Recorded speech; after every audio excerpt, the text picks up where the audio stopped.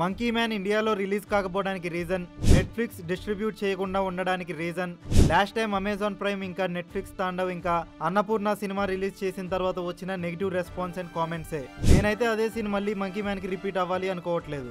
అసలు అంతగా సినిమాలో ఏముందో దాని గురించి మాట్లాడుకుందాం. మంకీ మ్యాన్ చూసిన వాళ్ళు మీరేమనుకుంటున్నారో కామెంట్ చేయండి. ఇండియాలో అన్ని క్లాసెస్ జనాలు ఉన్నారు, పూర్, రిచ్, మిడిల్ క్లాస్.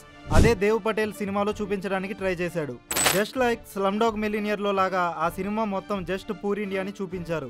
ఆ తర్వాత దేవ్ ని టైప్ క్యాస్ట్ చేసి పడేశారు.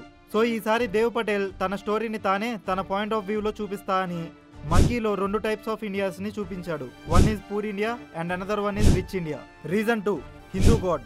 సినిమా స్టార్టింగ్ లో Dev Patel as a kid వాళ్ళ మదర్ తనకి ఒక హిందూ మైథాలజీ స్టోరీ చెప్తూ ఉంటది. అది హనుమంతుల వారు సూర్యుడిని తినడానికి వెళ్లే స్టోరీ. సినిమాలో దేవ్ పటేల్ అదే ఫస్ట్ హాఫ్ లో తన పవర్స్ మొత్తాన్ని కోల్పోతాడు. లాస్ట్ లో తన ఎబిలిటీస్ మొత్తాన్ని మళ్ళా గెయిన్ చేసుకొని కంబ్యాక్ ఇస్తాడు. మధ్యలో ఒక శివుడి విగ్రహాన్ని చూపిస్తారు. అక్కడే దేవ్ పటేల్ తన ఎబిలిటీస్ మొత్తాన్ని గెయిన్ చేసుకుంటాడు. ఇది చాలా బ్రిలియంట్ సినిమా అని చెప్పుకోవచ్చు. చాలా బ్రిలియంట్ గా హిందూ గాడ్స్ ని దేవ్ పటేల్ హాలీవుడ్ లో ఫీచర్ చేశాడు అని చెప్పుకోవచ్చు.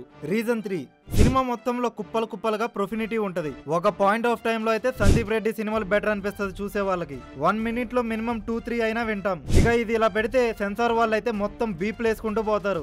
రీజన్ 4, అసలు సెన్సార్ బోర్డు వాళ్ళు ఈ సినిమాలో కొన్ని సీన్స్ ని ఎందుకు కట్ చేయాలి అనుకుంది? దానికి రీజన్ మెయిన్ విలన్ ఐడియాలజీ. అందులో ఉండే ఆ విలన్ సీన్స్ మొత్తం కట్ చేయాలి అనుకున్నారంట సెన్సార్ బోర్డు వాళ్ళు. అదేంది అంటే విలన్ ఒక హిందూ గురు తన మైనారిటీ వాళ్ళ మీద యాక్ట్స్ చేపిస్తాడు, ఇండియాలో గొడవలు చేపిస్తాడు. స్లమ్ డాగ్ మిలినియర్ సినిమా గురించి మాట్లాడుకుంటే ఆ సినిమాలో జమల్ వాళ్ళ మదర్ చనిపోవడానికి రీజన్ ఒక హిందూ గ్రూప్ తనని అటాక్ చేసి చంపేస్తారు. అట్లాంటిదే ఈ సినిమాలో కూడా ఉంటది. మైనారిటీ వాళ్ళ మీద మెజారిటీ వాళ్ళ హుకుం. ఇక సెన్సార్ బోర్డు వాళ్ళు చెప్పేది ఏంటంటే ఈ సినిమాలో విలన్ ప్రెజెంట్ పాలిటిక్స్ లో కొంతమందిని రిప్రజెంట్ చేస్తున్నాడు అని.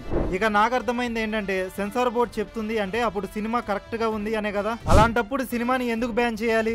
అప్పుడప్పుడు అనిపిస్తా ఉంటది సెన్సార్ బోర్డు వాళ్ళతో సందీప్ రెడ్డి లాంటి వాళ్ళు ఎందుకు గొడవ పెట్టుకుంటారో.